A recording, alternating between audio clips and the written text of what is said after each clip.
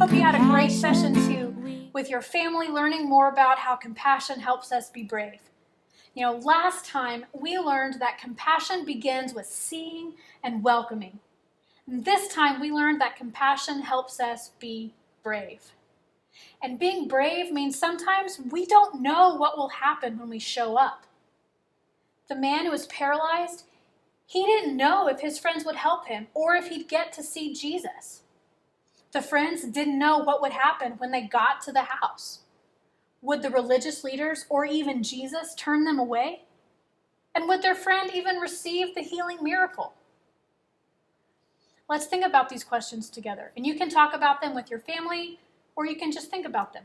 Whatever feels good to you. How were the friends brave? How was the man who was paralyzed brave? Who else was brave in this story?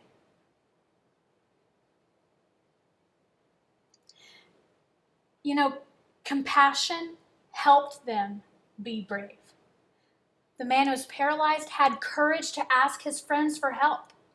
The friends' courage made them determined to do whatever they could to help him. And Jesus' courage showed the man who was paralyzed that he was loved and accepted. We can be brave because we are filled with God's love. And God promises to always be with us. When people are sad, happy, lonely, scared, or hurt, we can feel that with them. That's called empathy. And that's the first step. To act on our empathy means we follow Jesus' example of compassion. Sometimes that means helping someone do something that's hard. Sometimes that means being honest about who we are and what we need. And sometimes that means loving and accepting the person right in front of us. These things can be hard. That's okay. We can trust God to give us the courage we need to be brave with our compassion. Let's end this time the way we began, with a prayer. One hand on your head and one on your heart. Because compassion begins in our brains, but we feel it in our hearts. Pray with me. Dear Jesus, your compassion always looked like courage.